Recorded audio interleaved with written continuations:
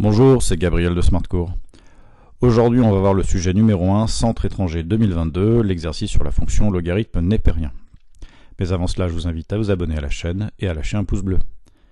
Donc l'exercice qui est proposé est un QCM. On commence par la première question. Donc on considère la fonction f définie pour tout réel x par f de x égale ln de 1 plus sur x carré.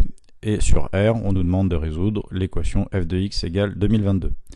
Donc là, si on regarde les solutions qui sont proposées, on ne parle pas de la valeur des solutions, par contre on parle du nombre de solutions.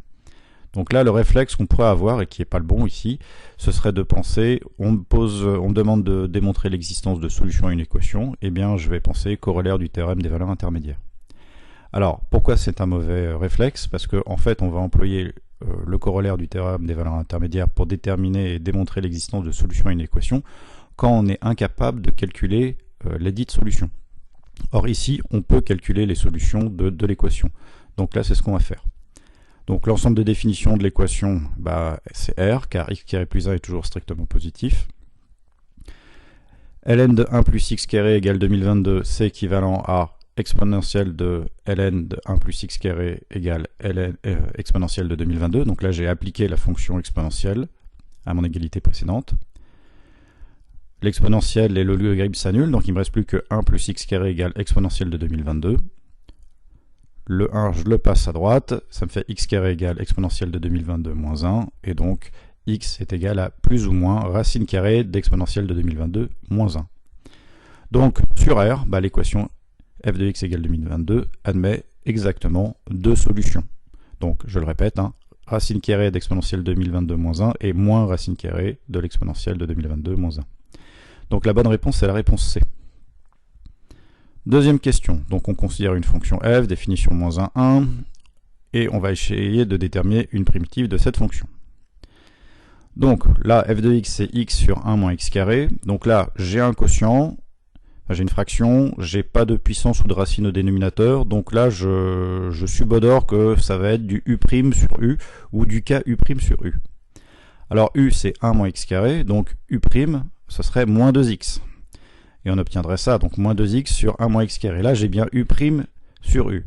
Néanmoins, là, les deux choses ne sont pas égales. Pourquoi? Parce que x n'est pas égal à moins 2x. Donc en fait, il va falloir que je multiplie moins 2x sur 1 moins x carré par un certain nombre pour que ce soit égal. Et ce nombre, c'est moins 1,5. Pourquoi? Parce que moins 1,5 par moins 2, ça fait bien 1.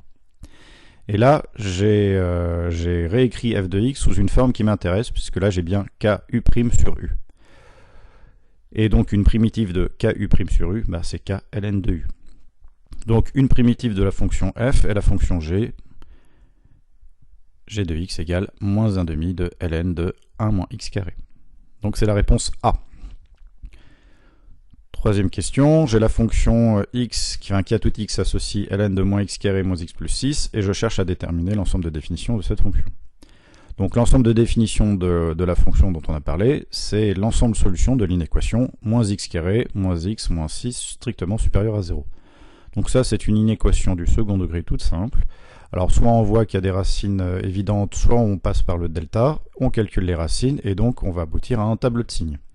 Donc là, il y a des racines évidentes qui sont 2 et moins 3. Ça me permet d'établir directement le tableau de signes.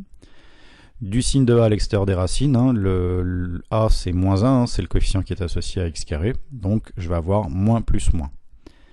Je cherche à résoudre les solutions, les solutions c'est l'ensemble pour lesquels moins x carré moins x plus 6 est strictement supérieur à 0, donc strictement positif, donc c'est l'intervalle moins 3, 2. Réponse A. Question suivante, donc on considère la fonction f définie sur 0,5 plus l'infini par f de x égale x carré moins 4x plus 3ln de 2x moins 1, et on cherche à déterminer l'équation de la tangente à la courbe représentative de la fonction f au point d'abscisse 1. Donc là, j'ai besoin de connaître f de 1 et de connaître f' de 1. f' de 1, pour l'avoir, il faut que j'ai f' de x, donc c'est ce que je vais commencer par calculer.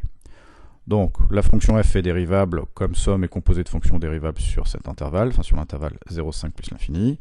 Je calcule f' de x, aucune difficulté, 2x moins 4 plus 6 sur 2x moins 1.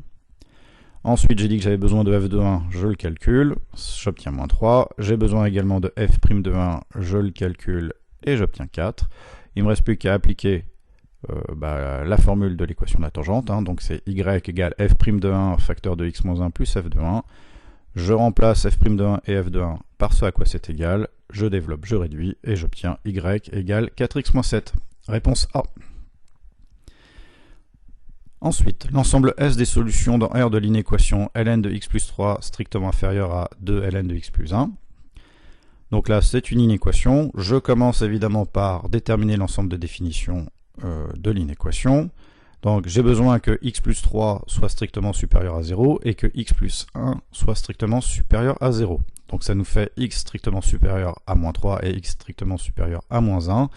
L'intersection de ces deux ensembles, c'est x strictement supérieur à 1, donc l'inéquation est bien définie dans l'intervalle moins 1 exclu plus l'infini.